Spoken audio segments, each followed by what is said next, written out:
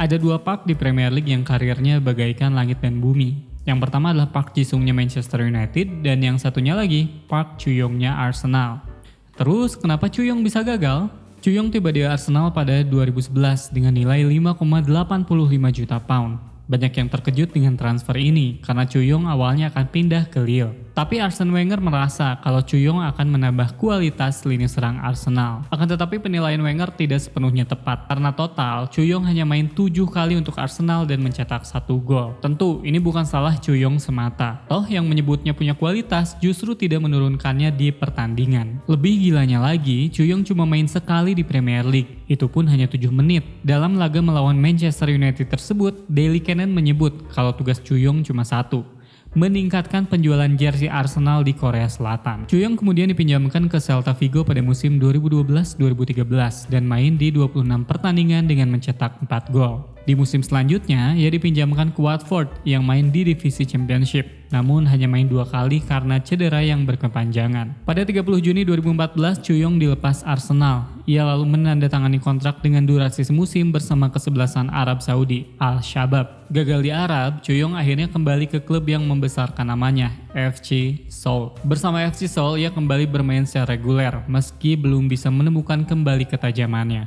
Daily Cannon mengaku tak habis pikir dan tak mengerti apa yang membuat klub yang didukungnya membawa Chu-yong ke London Utara. Wenger memang menilai pemain kelahiran 10 Juni 1985 ini punya kualitas, juga sebagai cover bila para pemainnya pergi untuk main di Piala Afrika. Namun ucapan Wenger tidak berbanding lurus dengan apa yang ia lakukan. Mantan CEO Arsenal Ivan Gazidis pernah menugaskan Hendrik Almstad untuk menganalisis komposisi skuad Arsenal lewat data dari StatDNA. Hasilnya menunjukkan kalau Chu-yong justru akan gagal bersama The Gunners. Almstad menunjukkan kalau Chu-yong tak memiliki sesuatu yang membuatnya layak untuk bermain di Arsenal. Lewat data ini pula, Almstad mendorong Wenger untuk tidak merekrut Chu-yong. Dampak negatif juga bukan cuma buat Arsenal, tapi juga buat Chu-yong. Sebelumnya ia adalah kapten timnas Korea Selatan. Namun karena menit bermain yang minim, ban kapten pun akhirnya lepas. Bahkan menit bermainnya menjadi menurun bersama timnas Korea Selatan. Chu-yong berusia 26 tahun ketika tiba di Arsenal. Ia sudah mencetak 15 gol buat negaranya sejak membuat debut buat Korea Selatan saat usianya masih 19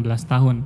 Gol pertamanya dicetak pada 3 Juni 2005 ke gawang Uzbekistan di kualifikasi Piala Dunia 2006.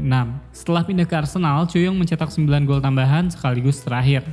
Karena sejak Piala Dunia 2014, ia tidak pernah dipanggil lagi. Nama Chu-yong naik saat membela AS Monaco. Ia mencetak 25 gol dan 4 assist. Bersama timnas Korea Selatan, ia sudah mencatatkan 62 penampilan. Sehingga wajar rasanya kalau ia dianggap sebagai generasi emas Korea Selatan saat tiba di Arsenal. 3 tahun di Arsenal, karirnya hancur. Meski sempat kembali ke kampung halamannya di Seoul, tapi itu tak membuat karirnya kembali naik. Andai waktu bisa diulang, Chu-yong mungkin tak akan pergi dari hotel dan menyelesaikan tes medisnya bersama Lille.